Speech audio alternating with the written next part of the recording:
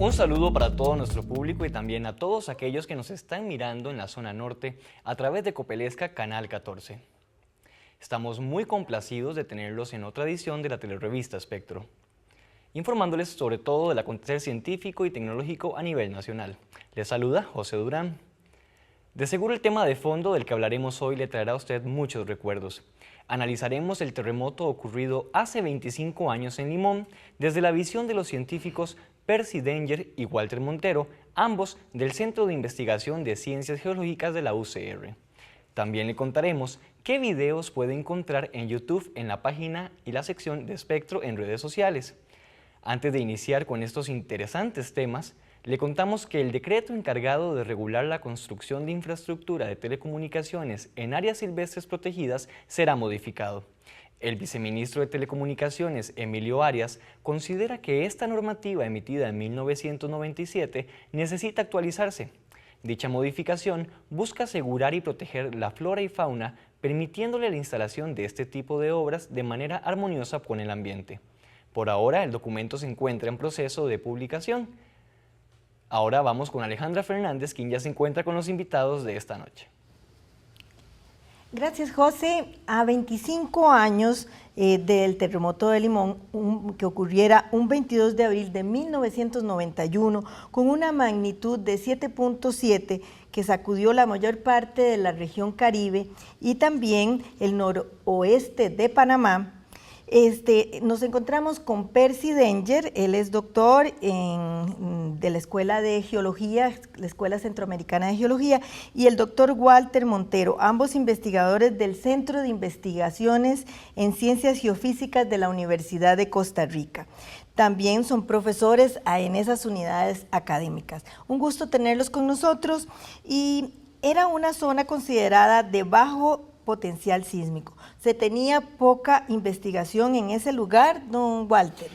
Definitivamente que sí. El año 1989 tuvimos un trabajo de tesis de Iliana Boschini, que fue de los primeros que se trabajó sobre la sismicidad de la zona de Limón. Ahí estudiamos el terremoto del 7 de enero de 1951, que ocurrió muy cerca de Limón. Pero es de reconocer que definitivamente la zona del Caribe, Costa Rica, era muy poco conocida en cuanto a el potencial sísmico y las fallas activas que había en esa zona. Tenemos un mapa que quisiéramos utilizarlo, nos lo facilitó Percy Danger, para pues hablar un poco de lo que ocurrió específicamente ya desde el punto de vista geológico en esa zona. Ahí lo tenemos y nos gustaría que Percy nos pudiera hacer el comentario al respecto. Bueno, buenas noches. Ahí en ese mapa se ve muy bonito el epicentro como una estrella, y la costa de Limón, ¿verdad? Al norte lo que es Puerto Limón, y hacia abajo Puerto Viejo, Cahuita y Manzanillo, el área de Gandoca, Manzanillo. Se nota también en un color un poquito más oscuro, color crema, lo que aparentemente fue el área de ruptura del terremoto. Además, las fallas que se notan ya en el mar, en la parte noreste, que tienen unos triangulitos, esos probablemente es lo que se considera que probablemente fueron las fallas causantes de este terremoto. Don Walter, es precisamente usando ese mismo mapa que tenemos ahí, ese fue el origen que se encontró. Efectivamente, ¿cómo se llama? El terremoto de Limón ocurrió en una falla de tipo inversa, donde la falla limita dos bloques. El bloque, en este caso, que está encima de la falla, que tenía una inclinación de unos 20-25 grados. El bloque que está encima de la falla se mueve para arriba, hacia el mar, y con respecto al bloque de abajo, y eso origina un levantamiento a lo largo de toda la costa, ¿verdad? Luego, con base en el estudio de las réplicas del terremoto, se encontró que el área de ruptura, es decir, el área de donde ocurrieron, el área de la falla que se rompió con base en temblores, como repito, tuvo un largo de 85 kilómetros y un ancho, el ancho de la falla que se rompió tuvo del orden de 55 kilómetros. Eso nos está indicando que la falla donde se originó el terremoto de Limón fue una falla muy grande, de un área de 4.400 kilómetros cuadrados, que si lo comparamos con el reciente terremoto que acaba de ocurrir en Ecuador, digamos, el terremoto de Ecuador de hace unos días pasados es de un tipo muy similar al terremoto de Limón, pero el terremoto de Ecuador fue un poquito más grande, fue como el doble el tamaño del terremoto de Limón en cuanto al área digamos, de donde se rompió la falla. O sea, que nos salvamos, aunque realmente los daños fueron bastantes. Percy, ¿podría usted explicarnos qué fue ese fenómeno de licuefacción que ocurrió precisamente en ese lugar?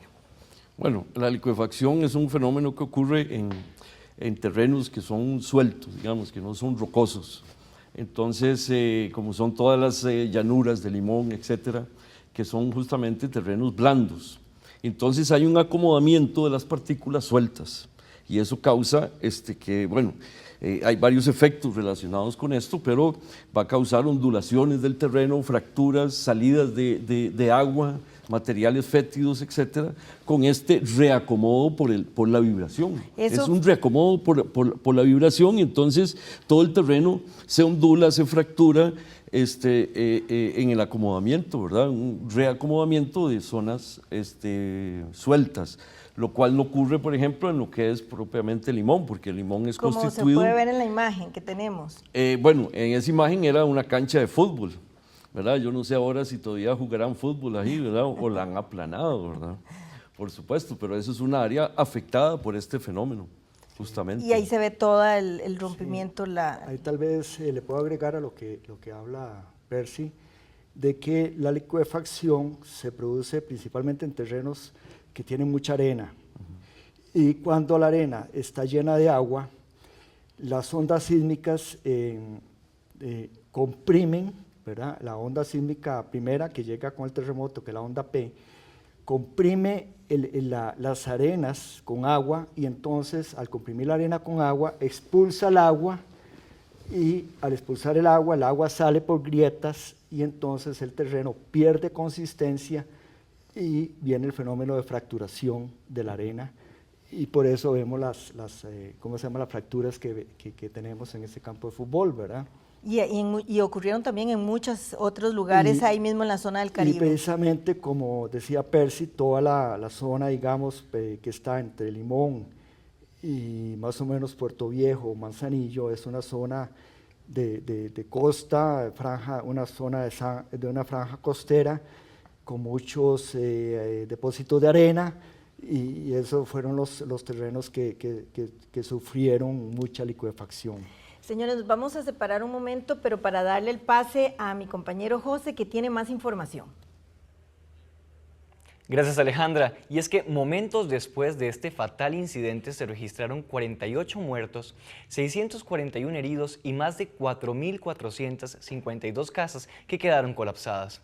Para aquel entonces, los daños fueron valorados en 22.000 millones de colones. Pero, ¿cuáles fueron algunas de las experiencias que vivieron algunos ciudadanos durante este suceso? Veamos.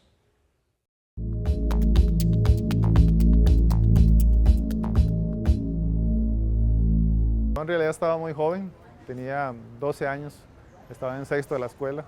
Me acuerdo que ese día estábamos en mi casa, bueno, yo vivía en un barrio que se llama Santa Eduviges, estaba con unos compañeros de la escuela y estábamos haciendo un trabajo de magnetismo, eso no se me olvida, porque estábamos haciendo un experimento, ¿verdad? Lo pusimos como bueno, estábamos como afuera en un patio y poníamos, ¿verdad?, los clavillos y unos imanes ahí. Entonces cuando los colocamos me acuerdo que empezó como se estaban haciendo el efecto ese, de atraerse. Entonces nos hizo gracia porque empezamos como a escuchar un sonido y todos nos asustamos, pues increíble que estamos haciendo, ¿verdad? En realidad fue que empezó el terremoto, ¿verdad? Pero lo que más me acuerdo que nos asustó fue como el sonido, era un sonido como muy grave, como muy desde adentro. Y entonces cuando nos percatamos de que todo se estaba moviendo, me acuerdo que empezamos a ver los postes de luz sobre todo, se hacían así, ¿verdad? Como, se movían demasiado y como unos tan chiquillos en lo que pensábamos nuestros compañeros era y que no sé, ¿será que esto es el fin del mundo o qué, verdad? Porque Sí fue un gran susto, ¿verdad? Porque nunca, bueno, no sé, no recuerdo antes de eso algo así, ¿verdad? Pero sí fue un gran susto y más ver la gente desesperada corriendo porque en esos tiempos todavía no existían esas medidas de seguridad, ¿verdad? Yo creo que después del terremoto fue cuando se empezó a hablar de seguridad durante un temblor, qué es lo que hay que hacer, ¿verdad? Pero sí fue una experiencia en ese momento, ¿verdad? Un susto, pero ahora uno lo recuerda con mucha gracia, ¿verdad? Bueno, yo trabajaba en construcción, estábamos haciendo un artesanado. En ese momento se nos terminó la tablilla. Entonces me dice el compañero que estaba conmigo, bajemos la herramienta a la sala y nos bajamos. Y yo que llego a la sala y el terremoto que se viene, ¿verdad? Entonces mi esposa y mis hijas estaban en la casa, pero yo estaba como a 2 casas de mi casa. Y eso del lindero eran de púas de alambre. Entonces yo me brinqué la cerca porque era terrible, o sea. Y mi esposa cuando yo llegué estaba en el corredor, toda asustada porque ella se estaba bañando con el paño y las dos chiquitas, una tenía 3 años y la otra tenía 2 años, asustadísima. Bueno, el terremoto fue temprano, o sea, fue en las horas de la mañana. Nosotros estábamos trabajando, era una oficina con ventanales, puros ventanales, y al otro lado había como unas lámparas inmensas que se movían durísimo y los archivos, las gavetas se venían, todo el mundo gritaba, todo el mundo corría y la desesperación luego de estar tan lejos y tener que regresar a las casas. Decía que las calles que se habían abierto las calles y uno no sabía nada. Era casi las 4 de la tarde, trabajaba en una empresa de dibujo de topografía y con los primeros movimientos del sismo, pues cayeron objetos. La mayoría de los que estábamos allí tenemos alguna familiaridad con lo que tiene que ver el tema de movimientos sísmicos, ingeniería, así que nos pusimos alerta solamente, pero cuando el movimiento se intensificó, nos dirigimos a la puerta principal. Era impactante ver, la oficina estaba en San Francisco de los Ríos, a niños que salían de la Escuela República Dominicana corriendo, no por la acera, por la calle libremente, aterrorizados, junto con sus madres, ver las verjas del edificio, moverse como si fueran un abanico. Realmente fue una situación muy impactante.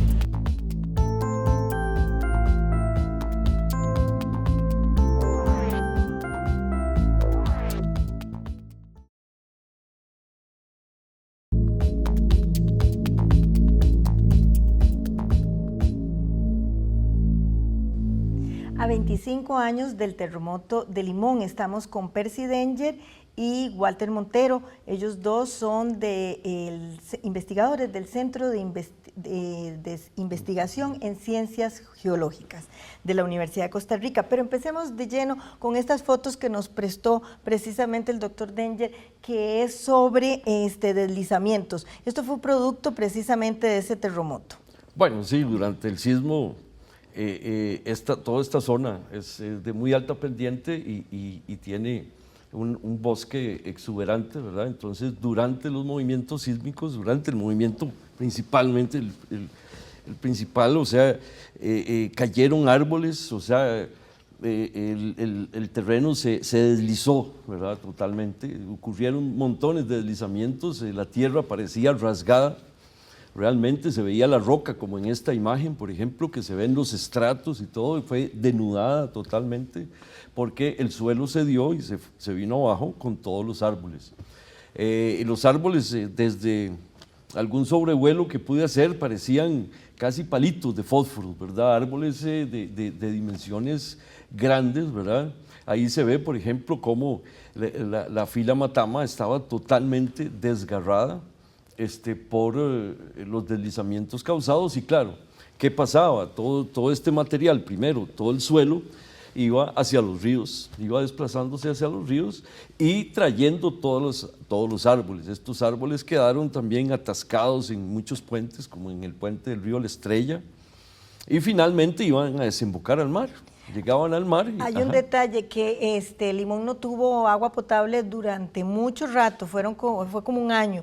A mí me tocó un mes después sobrevolar la zona y el río Bananito, que es el que abastece de agua potable a Limón, se veía, era chocolate, era realmente barro y los limonenses tuvieron como consecuencia eso. Sí, sí, correcto, pero el daño ambiental ahí fue terrible, ¿verdad? Yo tal no vez sé, que en realidad, además a la gente no lo precisa, que eso es un daño que tal vez la gente no lo tiene a mano y no sabe qué consecuencias a futuro trae. Sí, sí, claro, y eso trajo consecuencias bárbaras, ¿verdad? Además de la cantidad de sedimento que extraordinariamente bajó por los ríos y que llegó a los corales, que también habían sido afectados muchos por los levantamientos que hablaremos después. Pero entonces todos estos efectos son efectos ambientales que vinieron junto con el terremoto, junto con un proceso natural que también produce daños ambientales muy fuertes, aunque sean en forma natural. ¿Quiere agregar usted algo a esto, don Walter? Sí, diría que, aparte de lo que dijo muy bien Percy, el terremoto se puede considerar que fue provocó un desastre ecológico, porque las pérdidas en forestales, debido a los grandes deslizamientos, que fueron miles, el área de la vertiente caribe de la Talamanca el área afectada fue muy grande. ¿Se transformó? Se transformó totalmente, fueron miles de kilómetros cuadrados que fueron afectados, ¿verdad? Hubo muchas réplicas. Digamos que la mayoría de los deslizamientos fueron provocados por la fuerte vibración del terreno debido a las ondas sísmicas que disparó el terremoto principal, ¿verdad? El terremoto del 22 de abril de las 4 de la tarde, más o menos. Pero obviamente que las réplicas aumentaron el problema de los deslizamientos y etcétera, ¿no? Vayamos a las imágenes de la infraestructura. La infraestructura sufrió grandes consecuencias y, como decía mi compañero José, eran realmente millones de pérdidas en colones que tuvo que hacer frente el país. Percy, tal vez si usted nos comentara esos daños que inclusive pues, ustedes a nivel geológico tienen que tomar en cuenta qué fue lo que pasó en ese momento. Sí, bueno, los daños de infraestructura en realidad no son mi campo, pero uno los veía. Por ejemplo, en esa imagen lo que se ve es un hotel que había ahí, uno de los más importantes, y lo que se está viendo abajo del piso es el segundo piso, ¿verdad? O sea, que ahí se ve cómo en realidad el primer piso colapsó totalmente, ¿verdad? Por el levantamiento, precisamente. No, por el levantamiento no, es porque la estructura se dio, ¿verdad? Se dio. Sí, ahí no, el levantamiento no tenía nada que ver. Es más bien un problema de la estructura. Eso es más bien un problema de licuefacción, lo que se ve ahí, de asentamiento diferencial en una bomba en La Estrella. Sí, también tenemos otras imágenes que vamos a mostrarles. Les agradecemos precisamente a don Percy. Don Percy, bueno, ahí estamos viendo esa especie de cancha de fútbol. Bueno, en este caso eso es una foto de don Sergio Paniagua que me la prestó. Ya. Y ahí se ve cómo era la forma que teníamos que transportarnos para llegar a Limón, ¿verdad? Porque por el puente no se podía acceder, porque tuvo un problema en una de las partes que después se reparó, pero en el momento había que pasar por el río. Y fue una suerte que en el momento no hubo mucho temporal. Digamos, en esos momentos fue relativamente seco y entonces eso permitía que se pudiera viajar por el río, ¿verdad? Quisiera también hablar un poco de la parte del levantamiento. Aquí tenemos unas fotos que se aprecia enormemente cuál fue ese daño que podemos ver en las costas.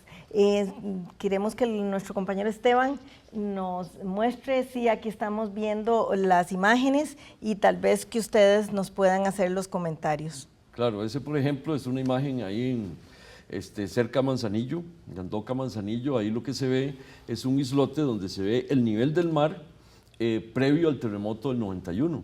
Y entonces ahí se ve cuánto levantó, ahí más o menos levantó la costa, porque vamos a ponerlo así, primero el levantamiento costero es uno de los fenómenos para mí más dramáticos que ocurrieron en ese terremoto. Realmente la costa se levantó en esta parte 50 centímetros, en esta parte que está en esa imagen, que es propiamente en la ciudad de Limón, fue alrededor de 1,5 metros y llegó a unos máximos casi de 2 metros, ¿verdad? O sea que en términos desde el inicio del sismo hasta el final, la tierra ya se había levantado entre 2 metros y 50 centímetros, por lo menos en la línea de costa, que era la parte más fácil tal vez de ver.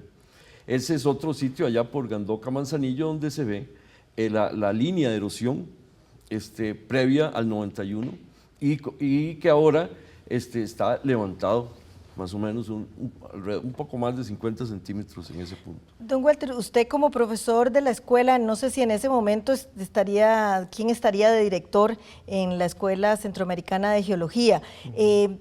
Tuvieron que apoyar al gobierno con todos los estudios, toda la información geológica que es propia del ámbito de ustedes. Sí, precisamente yo había empezado como director de la escuela ese mismo mes. El terremoto me inauguró como director y efectivamente, Alejandra, inmediatamente ocurrió el terremoto, prácticamente todo el personal de la escuela se puso a disposición de las autoridades del gobierno y también comenzaron a hacer sus investigaciones y fueron al campo a colaborar y a colaborar con el gobierno en todo lo que se pudiera, ¿verdad? En la parte sismológica se le dio, digamos, inmediatamente ocurrió el terremoto, se localizó se le indicó claramente a las autoridades de la Comisión de Emergencias dónde había ocurrido el epicentro, se le dio la magnitud, ¿verdad? Y todos esos datos fueron fundamentales para que el gobierno reaccionara apropiadamente y pudiera inmediatamente, dada la magnitud y la violencia del terremoto, pues inmediatamente enviar y tomar todas las medidas del caso para que la gente del área de emergencia, de la Cruz Roja, de diferentes organismos del gobierno pudieran ayudar y colaborar en esta emergencia que se desarrolló en estos días, ¿verdad? Hay gente que no desconoce eso, se produjo un tsunami. Sí. Fue un tsunami que realmente no tuvo repercusiones, pero también se produjo un tsunami. Cómo no, el origen del tsunami es por el tipo de falla que tuvimos, como dijimos al principio de la conversación.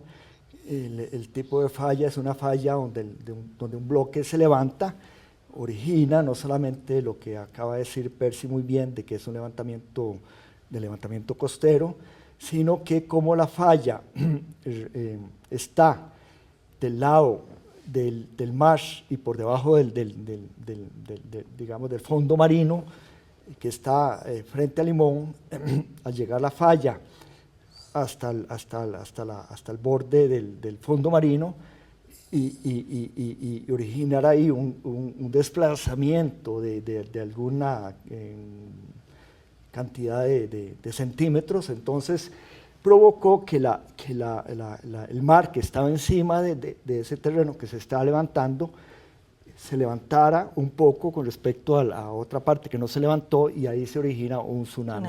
Que finalmente es un tsunami relativamente pequeño porque el levantamiento costero de alguna manera amortiguó digamos, el fenómeno del tsunami.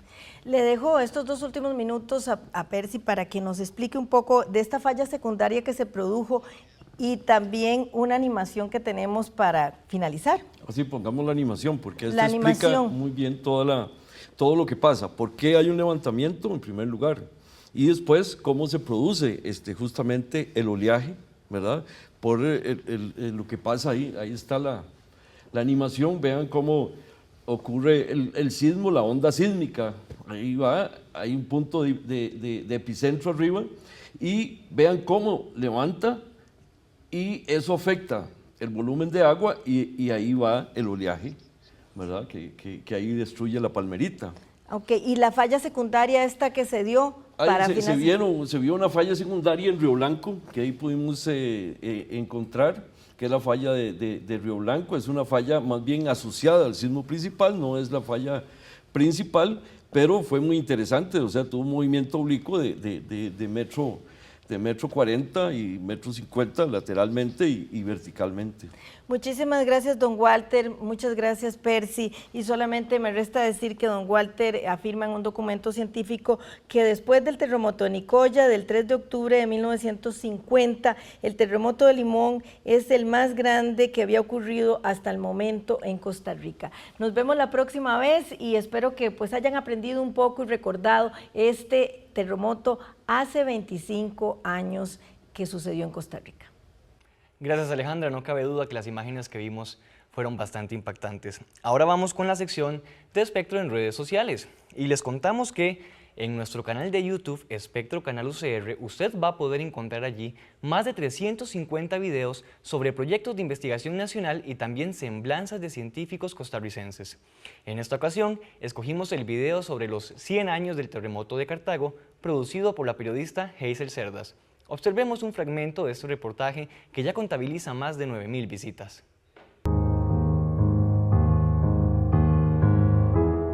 No ha habido tragedia más dramática en la historia sísmica del país que el terremoto de Cartago del 4 de mayo de 1910.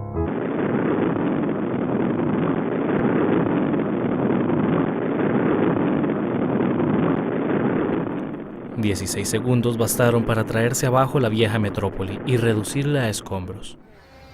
Cartago era una ciudad arquitectónicamente muy homogénea, con edificaciones eclesiásticas y civiles bastante grandes. Las iglesias dentro de nuestro medio costarricense podríamos decir que eran monumentales.